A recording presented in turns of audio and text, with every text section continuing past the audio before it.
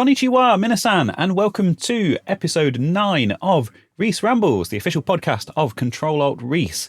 Now, this is a very special AMA, or Ask Me Anything episode. I asked members of my Discord community last night to give me some questions, basically because I wasn't expecting to be at home today, and I found out yesterday that I would be, so I would have the opportunity to sit down and record something, and I didn't really have anything planned. So yeah, basically I've run out of ideas and thought I'll ask the community to provide me with content, which is what you do when you run out of ideas in the world of YouTube and podcasts and whatnot. And they've definitely come in clutch, as the kids would say, and come out with some great questions for me. So I'm going to be answering those, and I have quite a few of them, so I really need to get on with this. But first, I just wanted to touch on last week's topic again, and that was Kurt Vendel's AtariMuseum.com. So if you haven't listened to that episode, essentially, I went into the Wayback Machine and I dug out an old website called AtariMuseum.com. Loads of broken links and missing images and stuff, and I managed to track them all down and put it together over the course of a couple of days and put that website back online. Kurt Vendel, the guy who ran the website, very sadly passed away well before his time. He was only in his early 50s back in 2020, and his hosting expired, or the domains expired, and those sites went offline and they were lost. And they'd been online since sort of the late 90s. Anyway, I covered all of this in the last episode, so if you're interested in the story behind that, I recommend you go and listen to that. But I got chatting to a chap called Carl Morris on Twitter. Now, that's a name that came up a few times when I was working on the website, and he was a fellow member of the Atari Historical Society alongside Kurt, and kind of his partner in kind of maintaining the website. And he had his own site called AtariExplorer.com. And Carl is a really lovely chap. He's based over in Ireland. And nowadays he has his own book publishing company. And he's done a series of books on the history of Atari, some really fantastic ones. He's done some game guides for the ST and the Lynx.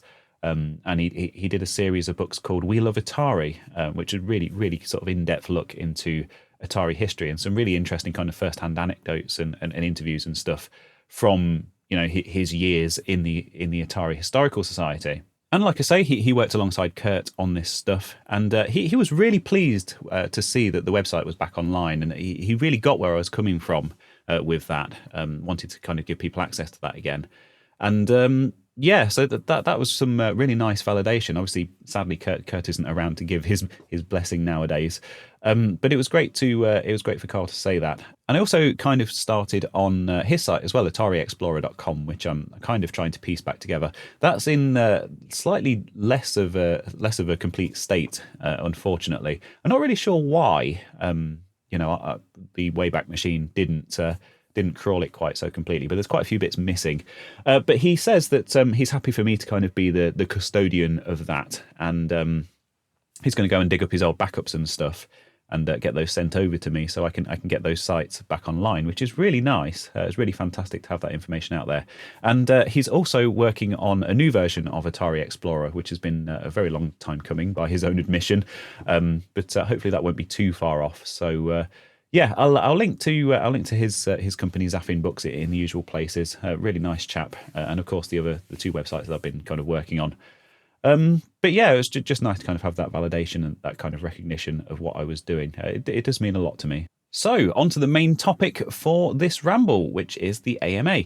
Sorry to anyone who's missed out on this. It was all very last minute. But yeah, I will be doing them again in future. Thanks to everyone on my Discord server who've provided me with some fantastic questions.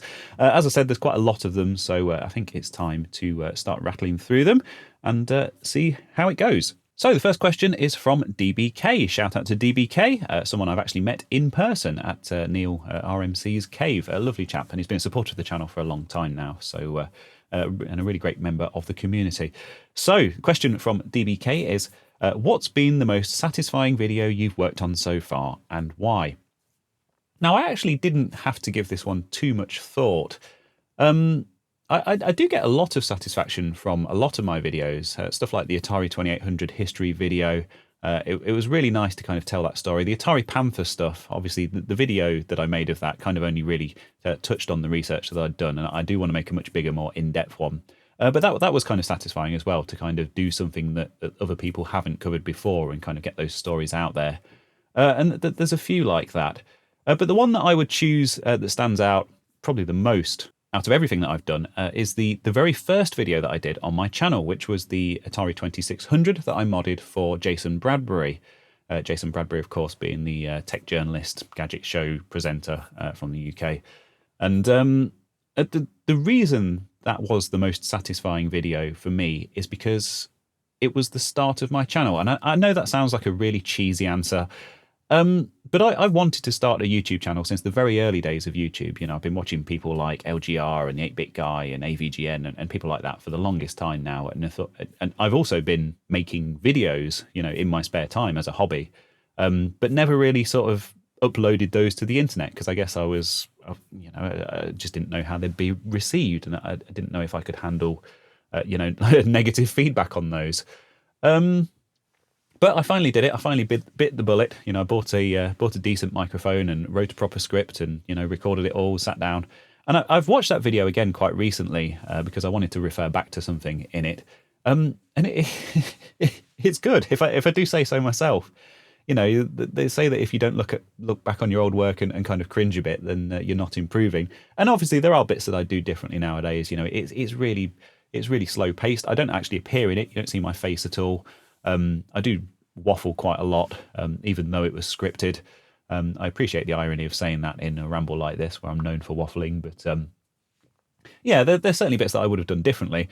But it was a very satisfying moment to kind of have that start of my channel, to think, right, this is it. This is something that I'm going to be doing, that I'm going to be putting proper work into.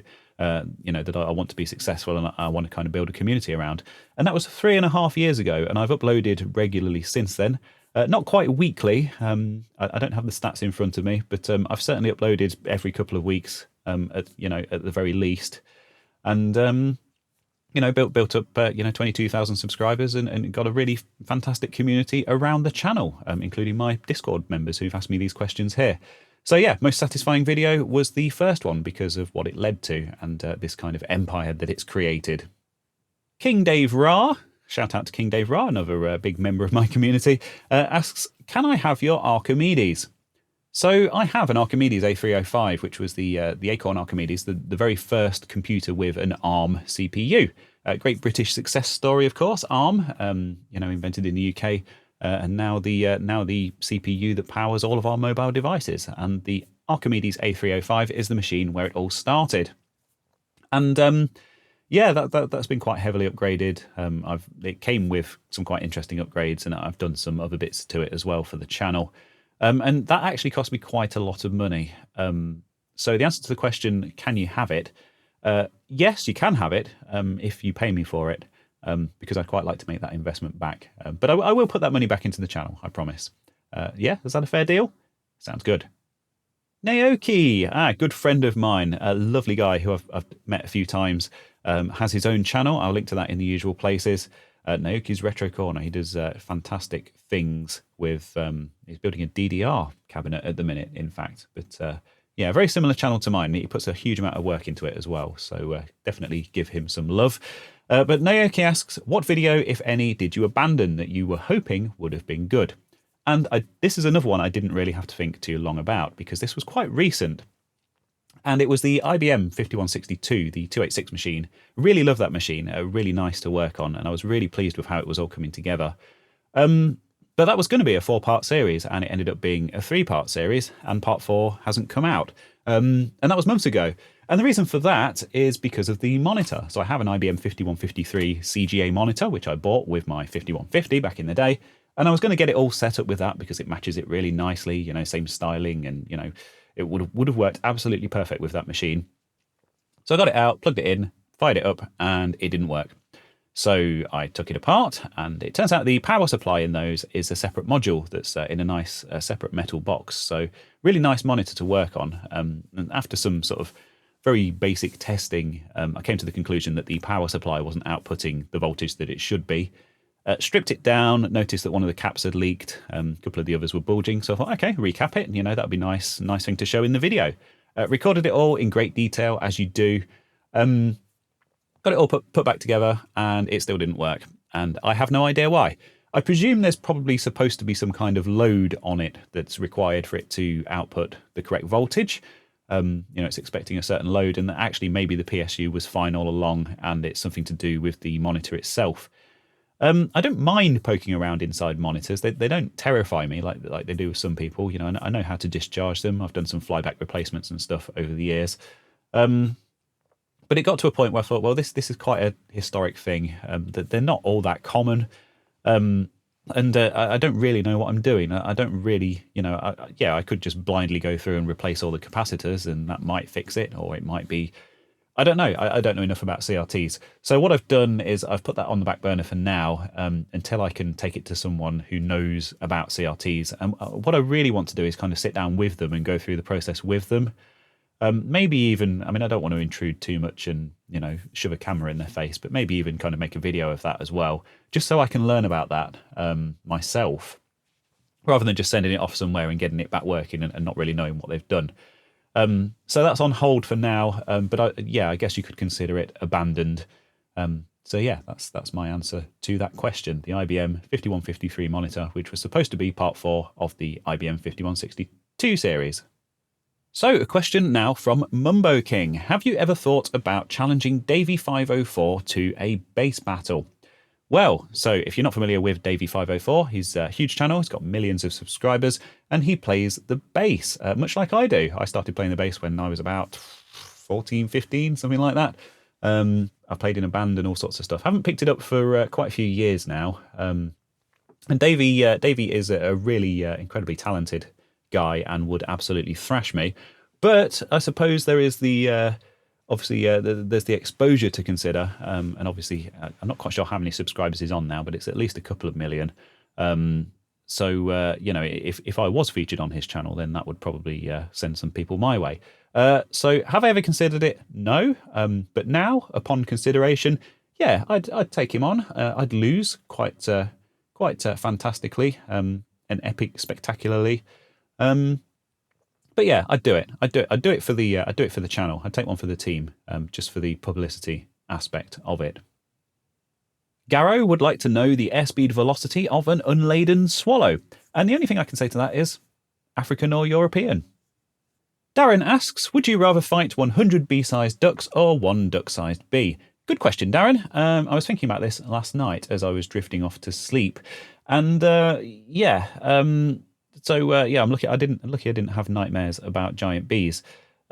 So basically, we have bees. We have a beehive in our garden, and we also have 3 Indian runner ducks. So I think this is a question that I'm uniquely qualified to answer. And basically, ducks are pretty chaotic when they get together. They're just complete nutcases.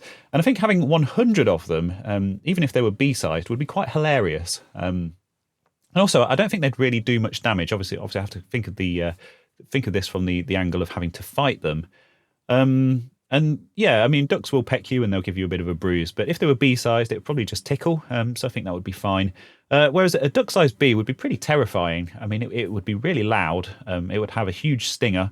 And of course, a standard-sized bee, if that stings you, it can kill you if you have an anaphylactic reaction to that. Something. How much bigger is a duck than a bee? 10,000 times the size, something like that. I think you'd pretty much be dead instantly if it did sting you. So yeah, I'm going to have to go for the ducks. But it would be quite hilarious to see. So there's also that aspect of it too. The next question comes from Steve's Tech Shed. Shout out to Steve's Tech Shed. Great channel. He likes playing with old PCs and IBM stuff and has a solar-powered shed. So well worth checking out. I will link that in the usual places. And Steve asks, have you considered defecting to Bluetti? I think that's how you say it, Bluetti. And they make power banks and these big lithium power station things similar to the EcoFlows that I have and that I've reviewed on my channel. And the answer to that question is basically they've never got in touch with me and offered to send me anything for free. So no, as I said in my videos, if I was considering buying one of these things anyway, EcoFlow reached out to me. They're a good brand, had quite a good reputation, and that's why I said yes. And I was quite pleased with it. Other than the fan noise, which I did complain about, and that was still a problem on the other model that they sent me as well. And they've now gone in touch and offered to send me a Delta, so I'm thinking about that. But I don't want to do too many sponsored videos too close together. But hey, if that was Bluetti, then I probably would have said yes to them. But EcoFlow just happened to get their foot in the door first. But Bluetti, if you're listening, hit me up. Maybe we can do a deal. So Andrew is next, and he has asked me quite a few questions. Now, he interviewed me for Pixel Addict magazine a while back, a magazine that I also wrote an article for on the Atari Panther. And so he's gone into magazine interviewing mode and asked me a few questions. Very much appreciated, though. They're all good questions, so I am going to answer them to the best of my ability. I'll link to Pixel Addict because I'm a nice guy and that's the kind of thing that I do. And it is a genuinely great magazine that I do subscribe to and very much enjoy. But Andrew asks, if you could go back to the 1990s and advise Atari on their next move after the STE, what would you say? Great question, and one that I have pondered. And I think there's quite an obvious answer to that, in that they should have done PCs. In fact, they did do PCs. Obviously, they released their PC line in 1987. I've literally just made a video about it, so I should know that. And then they discontinued it in 1992. And they made some really fantastic PCs in that time. They designed their own motherboards and their own chipsets and stuff. And they were really kind of slightly different and kind of stand out compared to what the competition were doing. And it's a real shame that they didn't invest more heavily in that. So, yes, they should have done PCs. Obviously the Atari logo and the name having quite a lot of cachet and quite a lot of clout, even in those days. And perhaps they could have focused on gaming. Obviously, gaming PCs didn't really become a thing until kind of the 3DFX era and 3D accelerated stuff. But they could have been an early pioneer of that. They could have done PC ports of some of their arcade classics and sold them, bundled them with some nice, EGA machines with AdLib sound cards and done that, or maybe even done their own sound card, maybe. I don't know. But yes, evidently the Motorola 68000 was going to be a dead end, and IBM compatible was where it was at, and that's where they should have focused their attention, but they didn't. Andrew also asks, where would you like to see your channel in a year's time? And I think the answer to that is where it is now, but maybe with a few more subscribers. I've got a great community around the channel. I'm really happy with the videos that I'm producing. They're of the quality that I kind of strive for. I've been really pleased with a lot of the kind of the recent output on the channel, and I just want to continue doing that, really. I'm sure you're probably expecting an answer like 100,000 subscribers or whatever, and that would be nice. Don't get me wrong, it's nice to kind of get that recognition, and it all makes it worthwhile to know that people are watching this stuff. But I'm happy doing what I'm doing, and if I'm still doing this in a year's time and still churning out stuff of the quality that I'm doing, then yeah, I'll be really happy. So yeah, that's where I would like to see my channel in a year's time. Another question from Andrew. The solar videos have bumped views and subscribers. You have talked to viewers about the wish to ensure the channel maintains its roots. How do you feel about the potential for solar to diverge the content a little? Great question. I want to shift the focus away from the solar stuff a bit. Obviously, I'm going to give updates fairly infrequently because people are interested in that, and it is kind of an integral part of what I do with the channel. No plans to spin off a separate solar channel or something. I did kind of consider it at one point when that first video was blowing up, but I don't think I'd be able to commit to it. I think it would take time away from the stuff that I really enjoy doing. And the solar stuff just isn't all that interesting to me. It would turn into a reviews channel where people like EcoFlow and Bluetti and Anchor and people like that would just endlessly send me stuff and I'd review it on camera, and I don't think I'd enjoy that. I don't enjoy those videos as much as I do the actual technical content. So no plans to change anything as a result of the success of the solar stuff. I think I'm going to stick to doing what I'm doing. Another question from Andrew. Are there any projects that you have lined up that are just a bit too daunting and you keep putting off? So yes, a couple. There's a Commodore PET that I bought from the Northwest Computer Museum, which is in quite a sorry state. Obviously quite a rare and an important machine and quite a valuable machine, and I really want to do that justice. So I've been putting that off. Have been acquiring some bits to sort of get started on putting that back together, but I don't want to start it and then have that get held up and drag on forever. So that's one that I have been putting off, and yes, it is daunting because it is just an important machine and I want to get it right. But yeah, I have a few really. One that I want to mention is the Lego Atari 2600 that my wife very kindly bought me for Christmas. It's a really amazing Lego model. I'm sat here looking at it now, And I haven't put it together yet, despite that being despite that being 4 months ago. And the reason for that is because I really wanted to make a video about it, and I wasn't really sure how to approach it. Is it worth doing a review? Well, I don't really know enough about Lego to. I mean, obviously, I've built a fair few Lego models in my time, but I don't really know enough about it to kind of review it in an authoritative way. I did get some nice shots of the box, with a view to kind of starting a video, and then I kind of put it down again and moved on to something else. Perhaps might build that on a series of live streams at some point. I would quite like to get back into live streaming. But yeah, that's another one that I've been putting off for far too long. Another question, again from Andrew. Does seeing the likes of Neil setting up a visitor space ever give you thoughts of doing a similar thing?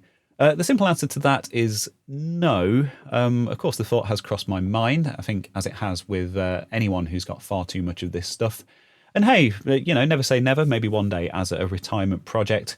But for now, I'm not really a people person. I think kind of milling around and talking to people all day and putting on a happy face and kind of hosting them and making sure they're happy. That's not really the kind of thing that I enjoy, so to speak. I've done my time in retail and it's quite stressful.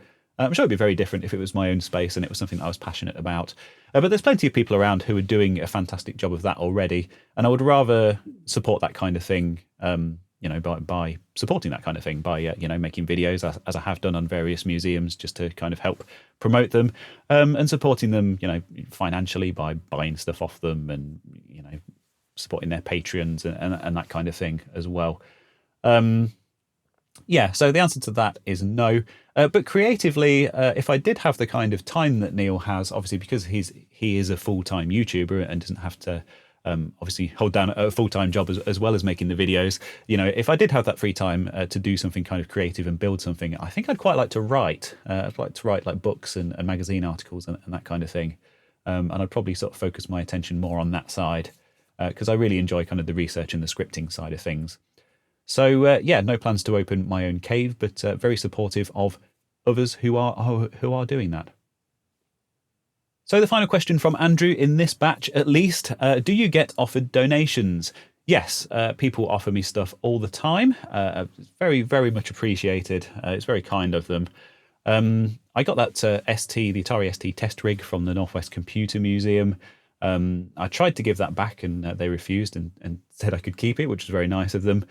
Somebody, I'm not going to name any names, but I've had a couple of Commodore 64s sent to me, which have just sat in the boxes in the loft.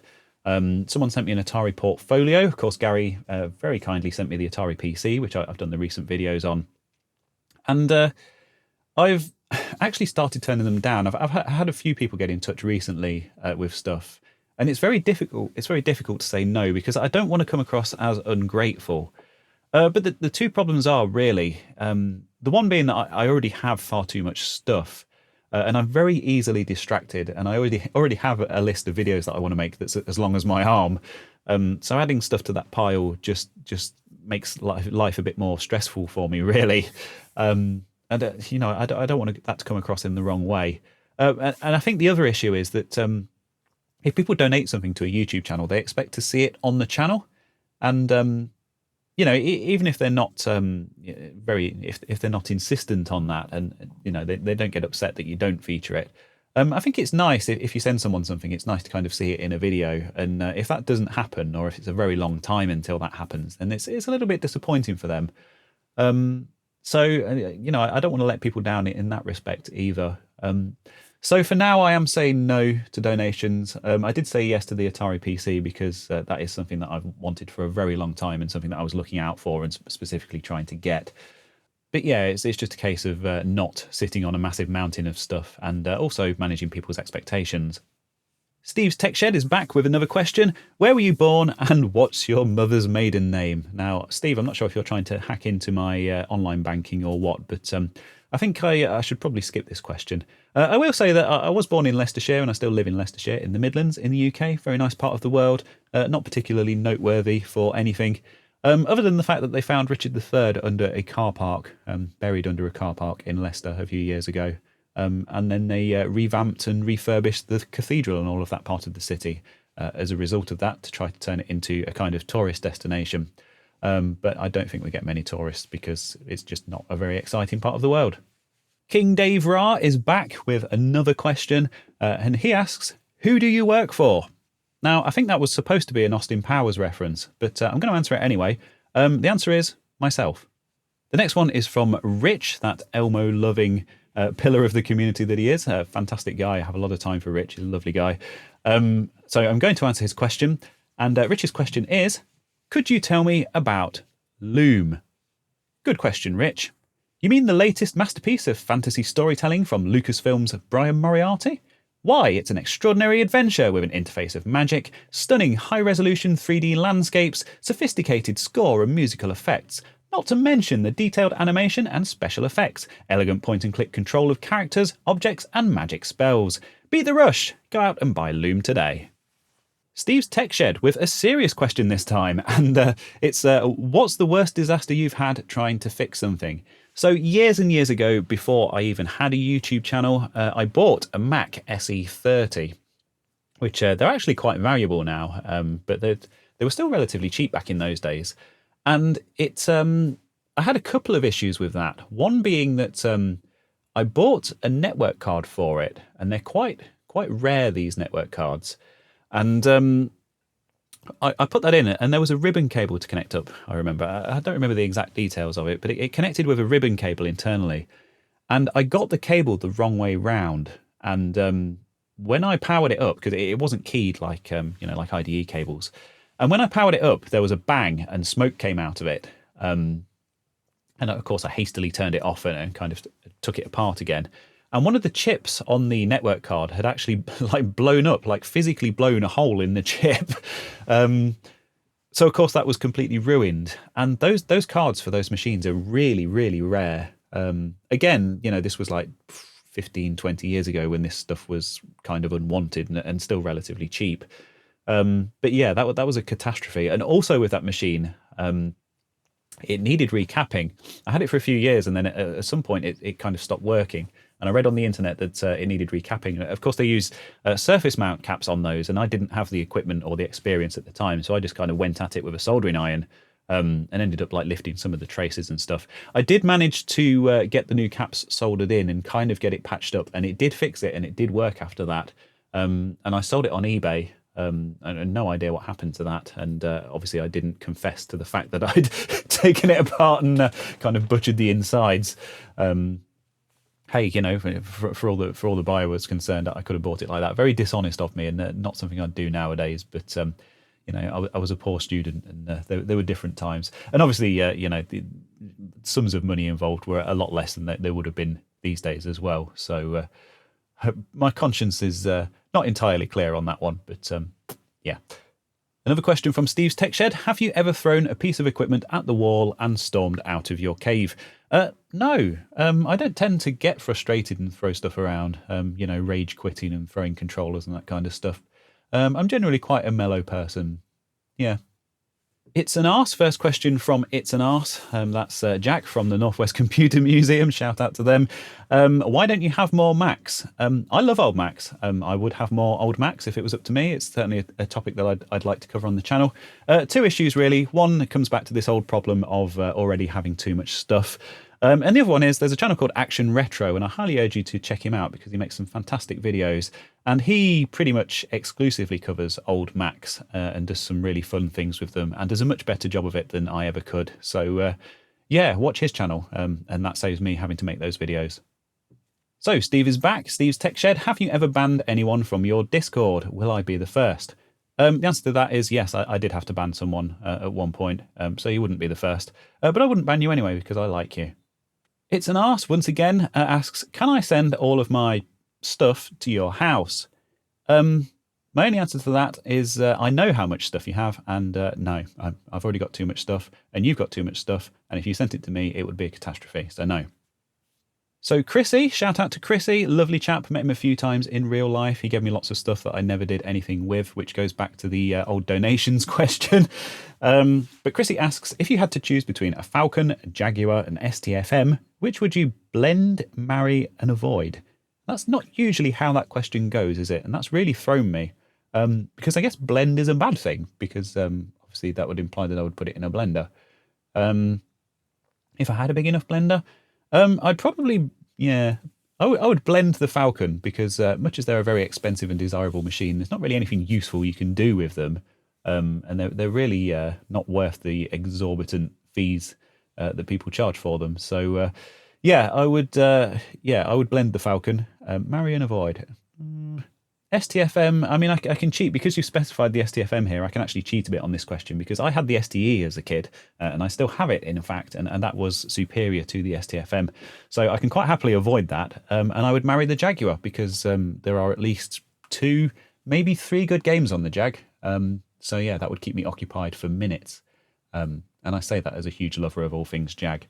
So yeah, It's an Arse is back from the Northwest Computer Museum, and he has asked, why haven't you replaced your Jaguar with a CDI? Well, I'm married to it now, so I think the divorce proceedings would be quite expensive and convoluted, and I'd like to avoid that and kind of, stick with it and try and make this work if I can.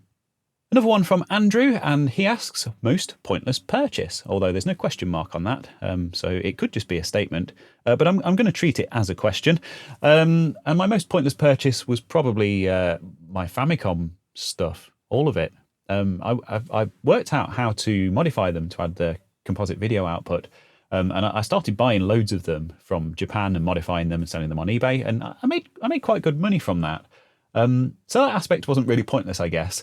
But I also got into buying just loads of games, and I bought the robot and the Family Computer Basic and the light gun and all of that stuff, and it looks really cool on the shelf. I love all the proper Japanese Nintendo stuff.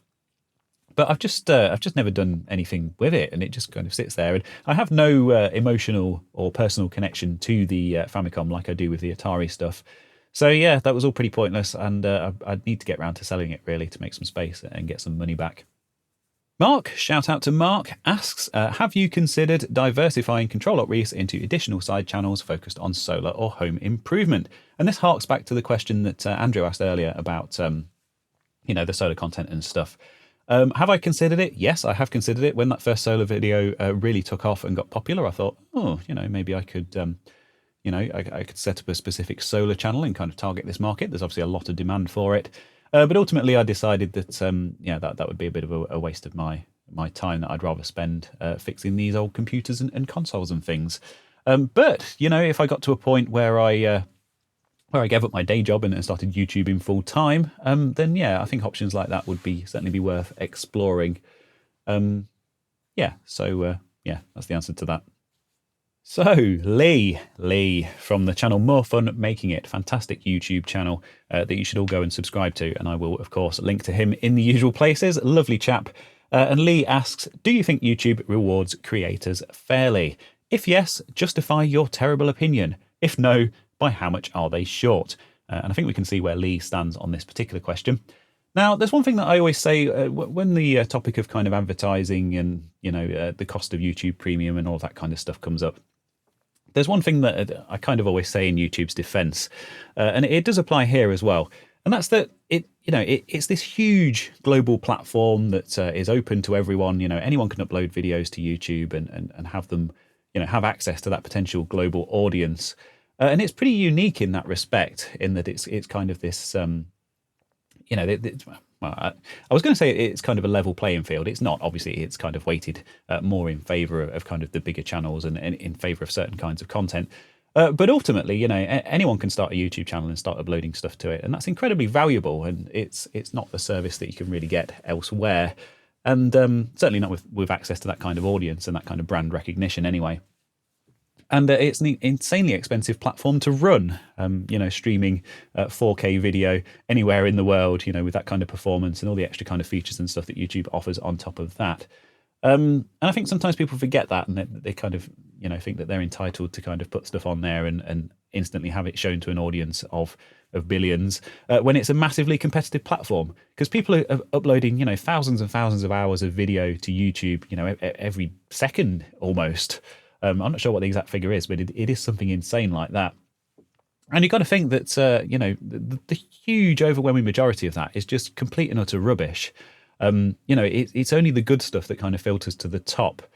So do you think YouTube rewards creators fairly? Well, interesting question, isn't it? Because I don't make a huge amount of money from YouTube. I do put a huge amount of work into it.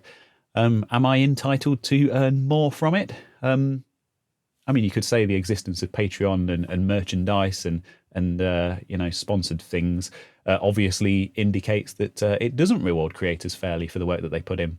But then you see people, the huge channels like Mr. Beast, and they're making, millions and millions out of it. So it's unbalanced by its very nature. That's just kind of my thoughts on the subject. I know it's not really a definitive answer, but I'm quite happy with my channel. What I get out of it is kind of the community and sort of getting information out there and having that platform that makes that accessible to anyone and everyone. I think is a very valuable thing. If I could make a full-time living out of my 20,000 subscribers, then I guess that would be nice too. But I certainly don't expect it. I'm not quite sure what level that becomes a reasonable proposition. But interesting question. Another question from Lee from Morphin Making It. Do you consider now the golden age of YouTube, or did we miss that boat? Is it still to come? What would that look like? Good questions. Right.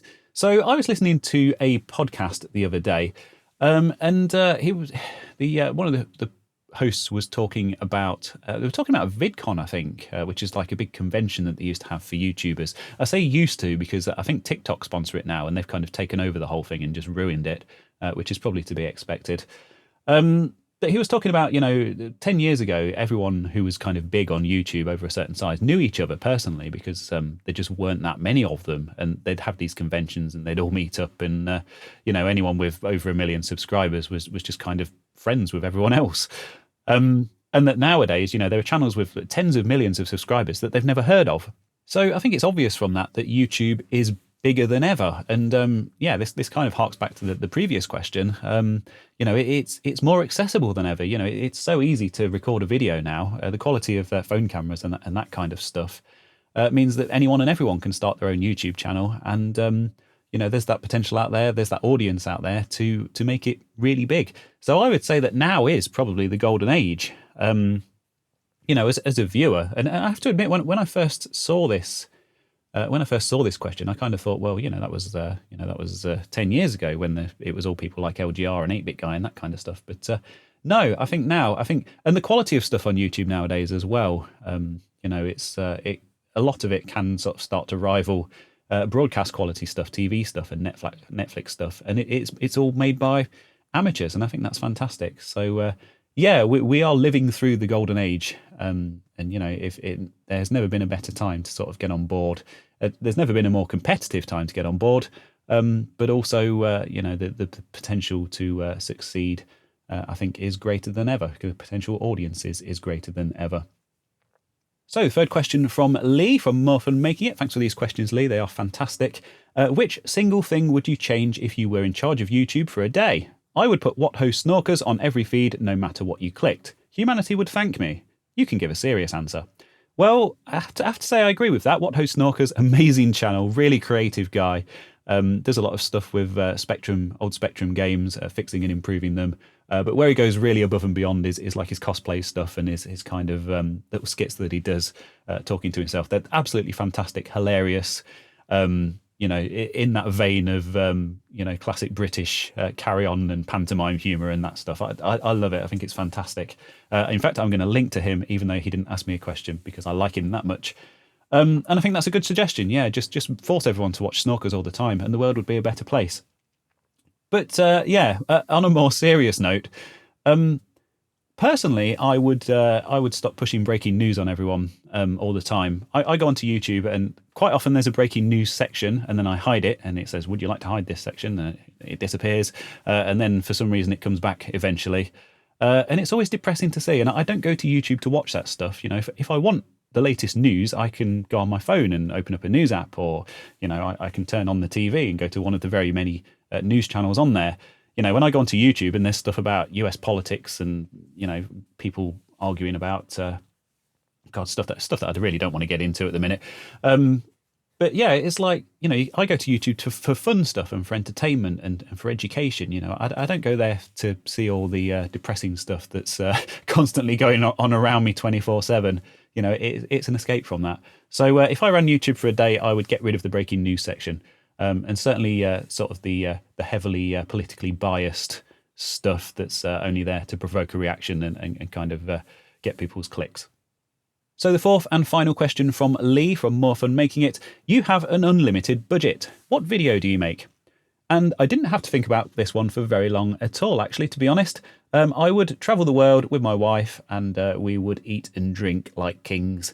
Yeah, that's what we do. I love travel. I love going to places, as does my wife. And we love eating and drinking all of their food and looking at their stuff and learning about their cultures. And if I could make videos about that, I would be living the dream. So yeah, unlimited budget. That's what I do. Travel the world. Derek, shout out to Derek, lovely chap, another one who I've met a few times in real life. Do you still have a holy grail item you wish to purchase? I'd really like an Atari Falcon. For the same reason I bought the Jag was because I had the ST as a kid, and it was just one of those systems that I was always reading about and kind of always dreaming about, and it seemed like it was going to be the next big thing. As it happened, it wasn't very good, and there's not really much decent software for it. But to complete the collection, particularly of the era of Atari that I'm interested in, yeah, I'd quite like a Falcon. But I wouldn't like to pay the thousands that people seem to want for them. So that's the reason I don't have one. Steve's Tech Shed asks, have you sold something you wish you kept? And there are a couple of things that come to mind. One is my Atari Jaguar collection. So back around the turn of the century, when I was a poor student, Atari Jaguar stuff was ridiculously cheap. And I bought one in the box and, had loads of bits with it. Loads of boxed games. Boxed sealed games were 10 a penny at the time. Bought loads of those, opened them, played them. And then a few years later, I sold it all. And now, of course, 15 years later, I've ended up buying it all back at 10 times what I sold it for all those years ago. So obviously, I guess if I knew at the time that I was going to be doing this longer term, I probably would have held on to that. But yeah, that's one regret. The other one, not something that I kind of regret, but just a story really about selling stuff. My MIDI modules, so like the Roland Sound canvases and the MT32 and stuff like that. I bought quite a few of those a few years back, and then like 2 years ago, obviously pandemic and stuff like that, I ended up selling it all on eBay. Made quite a nice profit on those, and then not long after that, I ended up buying them back from Japan again. So yeah, I sold those, decided that I actually didn't want to sell them, and ended up buying some more. But it ended up being a good thing because I made a little bit of profit out of that. Mumbo King asks, do you watch or have you watched YouTube poops? So yeah, YouTube poops are when people edit videos together to make stupid other videos. Very familiar with them. I can't say I'm a regular viewer, but I did have a couple with the 8-Bit Guy and Techmoan pop up in my feed a while back, which I watched, and it was very amusing. I think there was one about Techmoan. He kept bothering the 8-Bit Guy and like showing up at his house and phoning him and stuff, which was quite funny. And yeah, creative stuff and very hilarious, funny stuff. Maybe one day someone will make one about me. You never know. Maybe that's how I'll know that I've made it. Another question from Mumbo King, who asks, Daddy or chips? Which of course is a reference to an old British TV advert from the 90s for McCain oven chips or something like that. Yeah, when it comes to chips, that's fries for the benefit of our American listeners. I'm not a huge fan of chip shop chips. I think they're really quite stodgy, and I can't eat too many of them. They give me like indigestion, I guess. I do like my skinny fries, nice and skinny and crispy and super salty. Skinny fries are fantastic. So yeah, I guess it depends on the type of chips. So next up, I have a question from Catriona. Hello, Catriona. I hope you're doing well. Thanks for your support and being a wonderful part of my community. And Catriona asks, what do you think are the 3 most important things for somebody who wants to start a retro computing YouTube channel? And this is something I've given a lot of thought to, and something I have touched on in previous rambles as well. And the 3 most important things.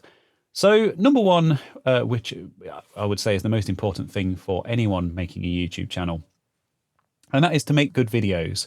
And that's the thing that could be broken down, into into so many different aspects. But I think there's a lot of people out there. Well, I say a lot of people out there. There are people out there who are really passionate about something, and they just want to point a camera at themselves, and they want to record themselves doing it, and they want to share that with the world. And that's great. I think that's fantastic, and I do watch channels like that. But I think you have to go into it prepared and know what you're going to say, and kind of know what story you're going to tell with the video. I kind of fully script most of my videos in advance because I don't like to waste people's time. Obviously, this ramble thing is a bit different, but on my actual channel, I like to sort of be very concise and kind of package something up as kind of a story that's kind of self-contained and kind of present it in that way, like a TV show almost. And I think obviously the level of competition on YouTube is kind of at a standard now where that's kind of important if you want to stand out and you want to do well. Of course, if you do just want to kind of share your passion with people, then you shouldn't let that barrier of entry be an impediment to that and kind of hold you back from that. But yeah, I think going into it knowing what you're going to say. Obviously, I think pretty much everyone has a decent enough camera nowadays with smartphones and stuff. Audio is quite important. Good videos can be completely ruined by terrible audio. So at the very least, maybe a lapel mic or at least a shotgun, on-camera shotgun mic, something like the Rode Video Micro, which fits onto a smartphone, will massively improve the audio quality. Lighting is also, can make things look a lot more professional. But all that said, that's not really the kind of the be all and end all, and I will get onto that in my third point. But my second point would be community and building a community around the channel. And I think there are people out there who think that if they make videos and they're good enough, and then they just kind of tweet them out and kind of put them out there and then just post about them on their social media and that's it. That the viewers will come to them. And I think building a community around a channel is a really important thing. And this is something I kind of learned from Neil from RMC. There are some channels out there that don't have a community around them at all and have kind of succeeded despite themselves just because they've been at it for so long and putting stuff out there for so long. But obviously the thing that Neil's done is kind of built up his Discord server, and obviously he's got the cave and everything else and puts on events and things like that. And I think involving people in what you do and letting them have their kind of feedback on what you do and kind of genuinely listening to them and appreciating them as a community of people who support you and enable you to do this is a really important aspect of YouTube. It certainly is to me, and I think it's something that's important in kind of a channel's success as well. So yeah, community, build a community around your channel. And that doesn't just mean a one-way thing of blasting stuff out on social media and saying, everyone watch my latest video, and then getting upset when nobody does. It's important to kind of have that relationship with people and keep them engaged and keep chatting to them and, be genuine with them and friendly with them. I think that's really important. But all that said, the one kind of big piece of advice that I would give to anyone wanting to start a YouTube channel, whether that be retro computing or anything else really, is to get on with it. It's been, it took me over 10 years to make my first video and get that out there, as I kind of talked about at the beginning of this AMA session. And sometimes you can overcomplicate things and think, my camera's not good enough, my microphone's not good enough, my lighting's not good enough, I'm not prepared properly. All the stuff that I said in point one that was kind of the most important thing. Actually, sometimes you've just got to put something out there. You've just got to get on with it. A channel is nothing without videos, without content. And you have to start somewhere. And those first videos that anyone makes are not going to live up to your full potential. This is something I've talked about before. They're not going to live up to your full potential because you don't have the experience of making those videos. And the only way to get that experience is to do it. And that doesn't just apply to the process of making videos themselves, but also running a channel and kind of running a community. So anyone who kind of wants to start a retro computing channel or any other kind of YouTube channel, my number one piece of advice, and you can actually disregard all of the stuff that I said before because that can come later. Once you're established, once you kind of into the swing of things. I would say is get on with it. Make a video, get it out there, see how it's received. Engage with people who give you feedback on that and talk to them and kind of make them feel appreciated, and build upon that and build from there. So, 3 pieces of advice. 1 is make good videos. Number 2 is build a good community. And number 3 is actually you can ignore those first 2 and just get on with it. And as long as you consider the first 2 at some point as the channel grows. So the final question is from DBK. Given the time it must take to run a channel, have you found any big time savers since you started in production that give you more free time? Or does any time saved get invested back into the quality of your work? Well, I'll answer the second part first, and that is yes. Any time that I save on the actual production of the videos goes back into either producing other videos, research and scripting and social media and that kind of stuff. So yeah, any time that I can save is good because that's more time that I can spend on the channel. The first part. I've tried a few things over the years to try to sort of streamline my process. First one was on-camera audio. So when I did my first few videos, I bought the Rode NT USB microphone that I mentioned before, and I had that kind of off-camera, and then I had to, when I was editing stuff, I had to resync the audio track with the video track. Obviously editing software does that automatically, but it's still an extra step and something else you have to consider, and a bit of an extra overhead when you're editing stuff. So I thought, I'll try on-camera audio. So I bought a Rode Video Micro at first, and that was great. I was really happy with that. And then I bought the Rode Video Mic Pro when I upgraded from my phone to the Sony camera. And I wasn't really happy with the audio quality of that. I think with the environment that I record in here, it's not great acoustically, and so I'm much better off with a microphone that's kind of close to my face. And an on-camera microphone is always going to be, that kind of meter or so away from me and kind of pick up the reverberations in the room and that kind of stuff. So I actually went back to using the external mic and then syncing it up in editing. So that was an attempt at streamlining things that didn't go well. One thing that has saved me time is when I switched from Premiere to Resolve. I just find the workflow in DaVinci Resolve to be really quite logical and quite fast, just dropping stuff onto the timeline. I appreciate, different editors suit different people, different people's styles, but I just found that I really clicked with it. And also, when I bought the studio version of that, I got the speed editor, which is a piece of hardware with nice mechanical keys and a big knob on it that it really saves a lot of time of editing, just scrubbing backwards and forwards through the timeline and dropping clips in and trimming things and that kind of stuff. It really makes that a lot easier.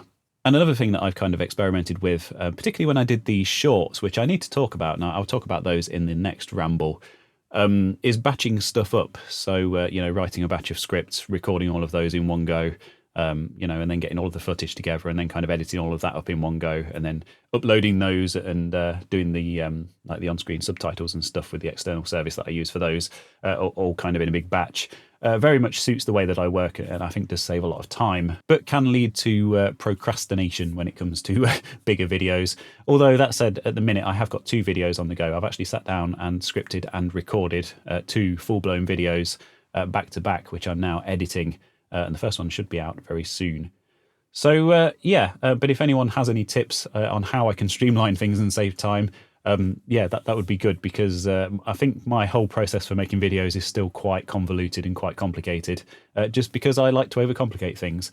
Anything that makes my life easier would be good. I've tried to do more kind of unscripted videos in the past, and I've never been really 100% happy with them. They're good for kind of getting something out there, but I tried to sort of shy away from those nowadays. Like I say, for previously stated reasons of kind of keeping stuff concise. So I think that will do for now. I think this is going to be an epically long episode. My voice is starting to go because this has been such a long recording session with so many different retakes and things. And now I'm going to have to sit and edit all of this and listen back to my wonderful answers to your wonderful questions. So thank you everyone ever so much for your questions. They're really appreciated. I hope the answers have been interesting. And thanks for listening to this episode of Reese Rambles. And hopefully I will see you next time.